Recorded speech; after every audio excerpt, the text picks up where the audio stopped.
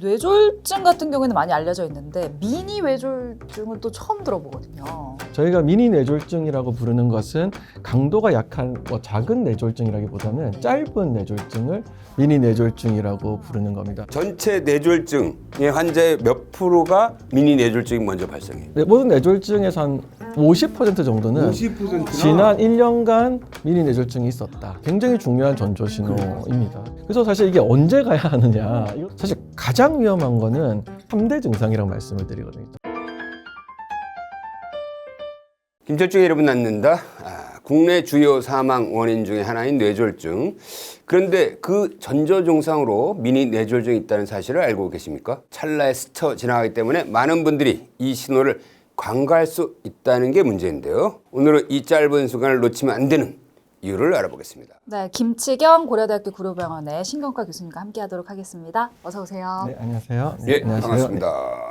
뇌졸중 같은 경우에는 많이 알려져 있는데 미니 뇌졸중은 또 처음 들어보거든요. 예, 익숙하지 않은 표현이실 거예요. 근데 사실은 의학적 용어는 더 익숙하지 않을 겁니다. 미니 뇌졸중의 정식 명칭은 일과성 뇌허혈 발작. 일과성 잠깐 있는 뇌에 허혈, 피가 잘 안 가서 발작, 마비 같은 증상이 일어난다 이런 뜻인데 너무 어려워서요. 그래서 미니 뇌졸중 좀 쉽잖아요. 그래서 미니 뇌졸중이라는 표현으로 최근에는 많이 알려드리고 있습니다. 근데 이 미니라는 게 강도가 약하다는 의미는 아니라고 제가 들었거든요. 네, 정확히 맞습니다. 어떤 의미죠? 그래서 미니라고 하면 뭐 작다, 뭐 아니면 좀 짧다, 네. 뭐 여러 가지 특색이 있는데 저희가 미니 뇌졸중이라고 부르는 것은 강도가 약한 작은 뇌졸중이라기보다는 짧은 뇌졸중을 미니 뇌졸중이라고 부르는 겁니다. 아니 그러면 몇 분 정도예요? 수분에서 수십 분 정도를 저는 보통 이제 특징적인 미니 뇌졸중이라고 말씀드리거든요.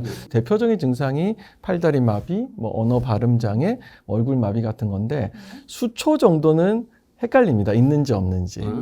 그런데 사실 1분이 지나가기 시작하면 팔이 안 움직인다든지 입이 돌아간다든지 하면 생각보다 긴 기간이에요. 1시간 정도가 넘어가기 시작하면 사실 거의 후유증이 남을 가능성이 많습니다. 근데 의학적으로는 24시간 이내를 다 미니 뇌졸중이라고 하는데 실은 대부분은 수분에서 수십 분 이내에 없어지는 경우가 대부분입니다. 수분 정도에서 이제 응급실 가려고 했는데 사라지는 거야. 예, 맞습니다. 예, 바로 그 순간이 이제 우리가 위험한 순간이라고 제가 말씀드리고 있는데 그때 주의를 기울이셔야 되기 때문에 미니 뇌졸중이라는 것에 대해서 말씀을 계속 드리고 있습니다. 그러면 이 미니 뇌졸중은 왜 생기는 거예요? 혈관이 굉장히 이제 좁아져 있다가요.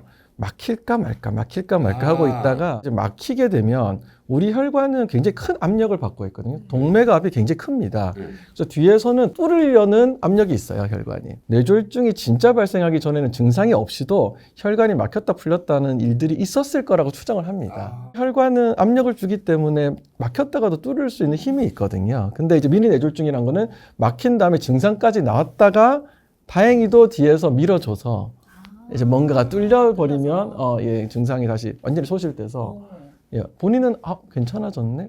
전체 뇌졸중의 환자의 몇 프로가 미니 뇌졸중이 먼저 발생해요? 모든 뇌졸중에서 한 50% 정도는 50%나? 지난 1년간 미니 뇌졸중이 있었다. 굉장히 중요한 전조 신호입니다. 사실 이게 왔을 때 예방 치료를 잘 하면 막을 수 있거든요. 그러니까 이때 막는 거 후유증 없이 막을 수 있으니까. 그래서 사실 이게 언제 가야 하느냐. 이것도 되게 고민스러우실 거라고 생각합니다. 왜냐 그러면 뇌졸중이 생기면 저희가 골든타임이 3시간, 4.5시간 이렇게 말씀을 드리고 있는데 최대한 빨리 가라고 말씀드리는데 미니 뇌졸중 증상이 없어졌기 때문에 가야 되나 말아야 되나? 모든 분 응급실을 가라고 제가 말씀드리진 사실 잘 않고요. 24시간 내로 병원은 가라고 말씀드리고 있고요. 사실 가장 위험한 거는 똑같은 증상이 2번 내지 3번 나왔을 때입니다. 이건 너무나 위험한 상태거든요.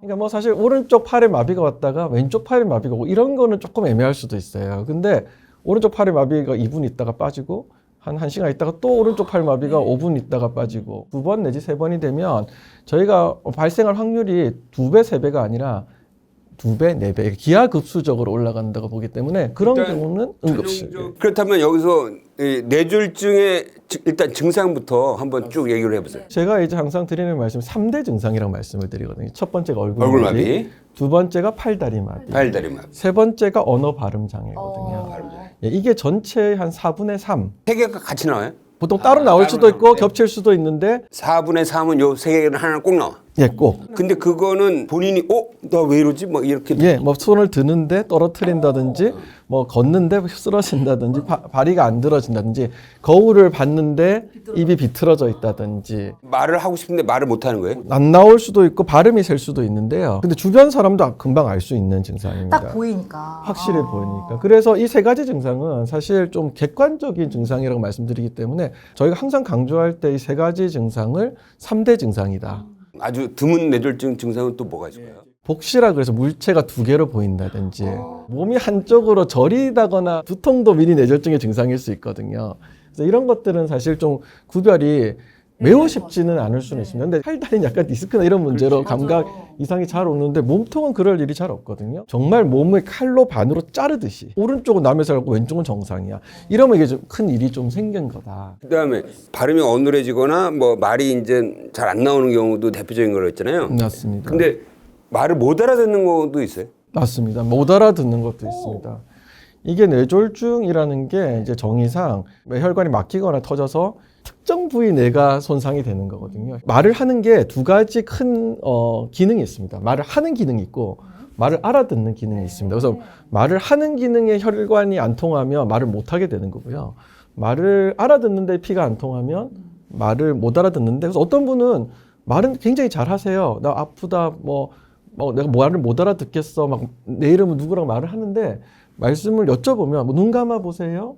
팔을 들어 보세요. 일로 와 보세요 하면 못 알아듣습니다. 와. 근데 반대의 경우도 있어요. 말을 하나도 못 하시는데 다 알아들으세요. 그런 경우도 있고 알아듣지도 못하고 하지도 못하고, 이건 이제 굉장히 심한 상황. 하여튼 이 지금 우리가 말한 여러 가지 뇌졸중 증상들은 시간이 짧을 뿐이다. 맞습니다. 그리고 예. 씻은 듯이 사라지기 때문에 사람들이 헷갈려한다. 그리고 똑같은 증상이 2번 나오면 바로 응급실로 가셔요. 예, 그거는 정말 곧 발생한다는 얘기거든요. 그렇게 미니 뇌졸중으로 해서 병원에 왔을 때는 어떤 검사가 이루어집니까? 조사를 좀 하거든요. 목이 아프면서 팔이 갑자기 저렸어요. 근데 10년 전부터 자주 그랬어요. 이러면 아닐 가능성이 더 많거든요. 이게 약간 수사기법하고 비슷하다고 제가 말씀을 드리는데, 현장 증거가 있는지랑 정말 그럴 법한 분이신지, 현장 증거가 있는지는 저희가 주로 영상 검사를 하거든요. 그래서 현장 증거라는 게 증상은 완전히 좋아졌는데 미니 뇌졸중 앓고 지나간 다음에 뇌에 손상이 남아있는 경우가 있어요. 흔적이 남으면 저희가 너무 명확하게 이거 미니 뇌졸중이구나 알 수 있기 때문에 오히려 명확합니다. 아니면 아무 혈관만 좁아져 있다고 저희가 추정하는 게 아니고 증상이 나오는 혈관이 좁아져 있다. 뭐 예를 들면 오른쪽 마비였는데 왼쪽에 혈관이 좁아져 있다. 근데 이제 저희가 이런 말씀 드린 이유가 후유증이 남는 뇌졸중 재발이 초기 3개월, 1년에 많이 생기기 때문에 한 1년 정도 약을 좀 충분히 드리는 거는 저희가 당연히 결정을 하는데, 언제까지 약을 드려야, 평생 드려야 되나 이런 결정도 또 해야 되거든요. 그래서 이게 미니 뇌졸중이 맞는지가 굉장히 중요한 결정이기 때문에. 그렇다면은 미니 뇌졸중이 왔을 때 빨리 병원에 와야 현장 증거들이 많이 나오지 않을까? 맞습니다. 예, 맞습니다. 급성에 손상 받은 것만 알아보는 확상 강조 영상이라고 예, 특별한 MRI가 있기 때문에. 그거는 최근에 생긴 조그만 뇌졸중도 잡아내는 거예요. 대부분 3일 내로 와야지 저희가 뭔가를 잡을 수가 있고, 저는 이제 24시간 이내, 너무 늦게 오시면 좀 애매하게 나올 수가 있어서 빨리 오시면 빨리 오실수록 저희 증거를 확실히 하고, 또 한 가지 환자가 그럴 법한 위험인자가 있는지를 열심히 여쭤보고, 그렇죠. 고혈압이 있었는지 당뇨병이 있었는지 고지혈증에서 흡연하시는지 가족력도 물어보고, 심장질의 연관이 굉장히 많거든요. 그래서 프로파일링은 하는데 고혈압 관리, 당뇨병 관리 너무 잘 되셨다 이러면 또 저희가 또 고민을 좀 해요. 근데 이제 관리도 좀 잘 안 되시고 위험인자 조절이 안 되고 있었다. 이러면 더 가능성이 높기 때문에 그럴 법한 분이신지 증거가 있는지 양쪽을 맞춰야 되기 때문에 이게 사실은 결정이 상당히 어려운 경우가 있습니다. 한 케이스를 말씀드리면 뇌전증이 있어서 간헐적으로 이제 발작했던 좀 고령의 분이셨는데, 뇌전증 발작 조절은 굉장히 잘 되고 계셨던 분이셨는데 갑자기 멍하면서 말을 못하고 팔을 잘 움직이셨다고 응급실에 왔는데, 정말 그건 빨리 잘 오신 게 그게 좀 시간이 지나서 오시면 맞는지 안 맞는지가 굉장히 애매할 수 있거든요. 응급실에 오면 확산 강도 영상뿐만 아니라 관류 영상이라 그래서 CT로 혈류가 얼마나 가는지를 보는 영상을 찍거든요. 큰 혈관은 괜찮으셨어요. 근데 아주 미세한 혈관까지도 요즘은 혈류량을 볼 수가 있어서 딱 그 순간 혈류량이 떨어진 게 보여서 아, 이거는 확실히 미니 뇌졸중이다. 자, 그렇다면 이 사람 완전 미니 뇌졸중이야. 딱 했을 때는 그럼 어떤 치료를? 1차적으로는 이제 재발을 안 하게 막는 치료를 하는데 사실 뇌졸중 치료랑 거의 동일합니다. 이제 혈관벽에 피딱지라 그래서 혈전이 앉지 않게 하고 콜레스테롤 때를 깨끗하게 하는 이제 치료를 하는데 좀 역설적이게도 미니 뇌졸중에서는 약을 더 강하게 씁니다. 진짜요? 약을 강하게 쓸수록 재발도 억제하고 약 효과가 좋은 건 다 알고 있는 사실인데 왜 그러면 뇌졸중에도 약을 처음부터 세게 쓰지 왜 그러냐 하시겠지만 뇌졸중 특히 혈관이 막히는 뇌경색에서는 약을 너무 강하게 쓰면 뇌출혈이 생기는 경우가 있거든요. 반대로. 너무 피가 갑자기 많이 간다든지 주변에 작은 혈관이 터진다든지 이런 뇌출혈이 생길 수가 있는데 보통 뇌출혈이 약해져서 손상된 뇌 조직에서 생겨요. 근데 미니 뇌졸중은 뇌 조직이 죽을까 말까 하다가 안 죽은 거기 때문에 오히려 뇌는 튼튼하게 유지되고 있는 가능성이 많고 사실 뇌졸중이나 미니 뇌졸중이나 뭔가 일이 발생할 확률은 똑같기 때문에 미니 뇌졸중일수록 약을 더 강하게 쓸 수 있습니다. 또 마찬가지로 뭐 혈관이 굉장히 좁다거나 시술을 할 때도 좀 더 빠르게 시술을 할 수가.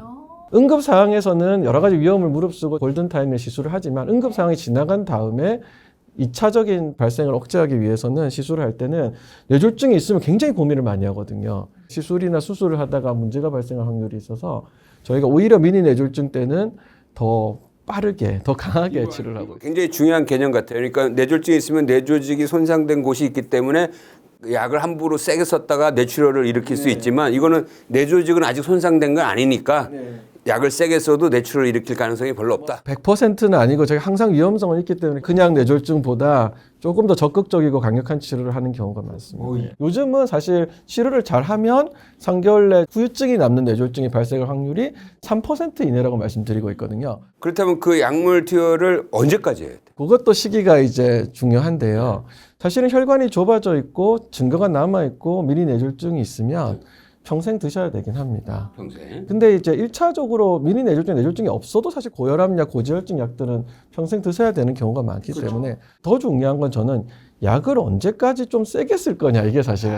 그러네. 3개월 정도만 세게 쓰면 충분한 거냐 6개월까지 세게 써야 되느냐 뭐 1년 정도 써야 되느냐 여기 변수가 꽤 많아요. 환자분의 기존 다른 위험인자가 어떤지도 변수가 있고 아예 시술을 해서 혈관을 넓혀버리거나 수술을 한다든지 해결을 하면 오히려 약은 줄일 수가 있고요. 뇌혈관이 굉장히 복잡하고 꼬여있고 위치가 다양하기 때문에 심장 혈관들은 시술을 굉장히 적극적으로 하거든요. 근데 뇌혈관은 시술을 할 수 있는 혈관이 좀 제한적입니다. 그런 경우는 어쩔 수 없이 좀 위험도를 무릅쓰고 약물을 조금 오랫동안 한 몇 년 이렇게 조금 강하게 가져가는 경우가 있는데 약물 투여 기간은 완전히 케이스 바이 케이스네. 환자의 상태와 무슨 위험 요인의 개수 뭐 이런 것까지 다 감안해서 의사가 진짜 정밀하게 판단을 해야겠네. 이제 뇌졸중 큰 부분이 확연히 좁아져 있으면 거기다도 스탄트를 넣는 거죠. 네, 맞습니다. 가장 특징적으로 경동맥이라고 해서 요 목에 올라가는 혈관은 스텐트를 굉장히 저희가 필요하면 적극적으로 시술하고 있습니다. 왜냐하면 시술 기법도 안정돼 있고요. 어떻게 해야 되는지도 확실하고. 네, 오늘 김치경 교수님과 함께 미니 뇌졸중에 대한 이야기를 나눠봤는데요. 구독자분들께서 궁금해하실 만한 팩트 체크를 저희가 또 OX 퀴즈로 한번 맞춰보도록 하겠습니다. 첫 번째 팩트 체크 드리겠습니다. 미니 뇌졸중이 치매로 이어질 수 있다. OX.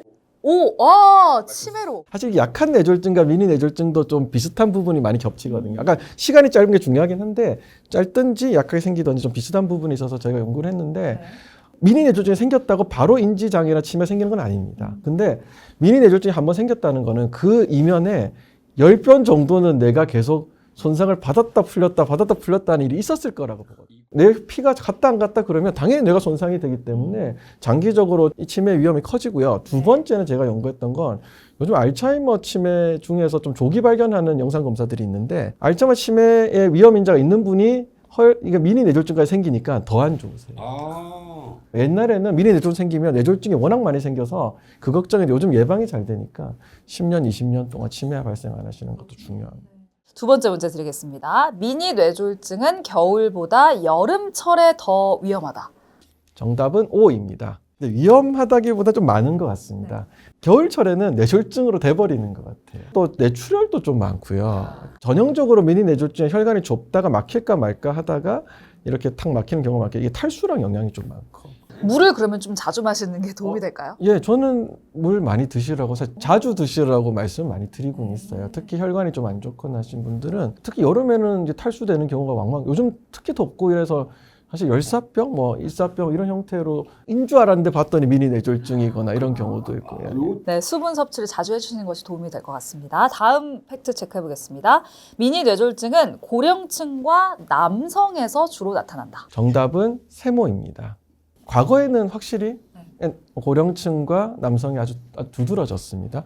특히 흡연율이 남성에서 워낙 높아서 그렇죠. 흡연이 대표적인 위험 인자이기 때문에 네. 그래도 과거보다는 흡연율이 많이 떨어졌고 또 이게 서구화된 식사 이런 것 때문에 아무래도 여성분들이 그 몸에 이제 지방 함유량이 좀 많아서 고지혈증과 연관된 그런 미니 뇌졸중이 좀 늘어나고 있는 부분이 있어서 현재는 꼭 남성이 많다 이렇게 말씀드리긴 어렵고 당연히 고령층에서는 여전히 많긴 많은데 또 젊은 층에서도 과거에 비해서 위험 인자가 좀 늘어난 부분이 있거든요. 비만이라든지 고지혈증 이런 부분들 때문에 과거보다는 좀 비율이 늘어나고 있는 상황. 요즘에는 이제 어떤 병이든 이제 성별이나 나이를 불문하고 생길 수 있는 가능성이 있으니까 좀 예방을 잘 하는 것도 중요할 것 같거든요. 생활 속에서 예방할 수 있는 방법도 있을까요? 보통 식습관 말씀을 드리는데요. 야채가 굉장히 많은 음식을 좀 특히 생야채가 좀 많은 음식을 드시라고 말씀드리고 실은 좀 피해야 하는 음식은 이제 튀긴 음식이라든지 그다음에 이제 고기, 비계 기름이 있는 고체 기름이 있는 그런 것들은 좀 피해야 한다. 이제 사실은 조금의 지방 성분은 오히려 필요하거든요. 요즘 뭐 오메가3 얘기도 많이 나오시는데 뭐 등푸른 생선이라든지 뭐 또는 견과류라든지 올리브 오일, 뭐 들깨 기름 이런 것들은 오히려 조금 섭취하시라고 말씀드리고 있고 그다음에 단당류가 굉장히 안 좋아요. 음료수, 뭐 설탕 계열 그런 뭐 뭔가 드시는데 마시는 게 달다 이런 맛이 나는 건 저는 웬만하면 드시지 마시라고 말씀드리고 있거든요. 이제 그렇고 사실은 이게 운동하고 너무나 관계가 많기 때문에 굉장히 중요한데 이제 유산소 운동과 근력 운동을 과연 어떻게 잘 섞어서 하실 수 있느냐 이 부분에 대한 전략을 잘 가져가셔야겠습니다. 네, 끝으로 저희 영상을 보고 계시는 구독자 여러분들께 한 말씀 부탁드리겠습니다. 뇌졸중은 생활 습관의 병이기 때문에 특히 미니 뇌졸중 굉장히 중요한 전조 증상입니다. 그리고 우리가 중요한 건 오히려 이게 우리한테 해군일 수도 있거든요. 지금 관리를 하면 후유증이 남는 뇌졸중을 막을 수 있기 때문에 그걸 보신 순간 망설이지 말고 전문가를 만나서 판단을 받으시고 앞으로 절대 뇌졸중이 안 발생하지 않도록 관리하시면 되니까 생활습관이라는 병이라는 것은 관리 가능하다, 예방 가능하다는 거기 때문에 꼭 그때 주의를 기울여서 치료를 받으시기 부탁드립니다. 나는 오늘 우리 김치경 교수 얘기 듣고 미니 뇌졸중이 발생한 걸 일단 조심해라고 이제 경고 같은 건데 그 전에 그게 10번 정도 있었다는 거지. 그러니까 이게 그 사람의 이 저변에 뇌졸중이 생길 위험률이 너무나 쌓여왔다 이렇게 봐야 되지 않을까요? 평소에 식단 관리 그리고 또 운동도 열심히 하시면서 건강 관리를 잘 하시는 것이 좋겠습니다. 영상 보시면서 궁금한 점 있으셨다면 댓글 남겨주시고요. 다음 이 시간에 또 유익한 정보로 찾아오도록 하겠습니다. 함께해 주신 김치경 고려대학교 구려병원 신경과 교수님 고맙습니다. 예, 감사합니다.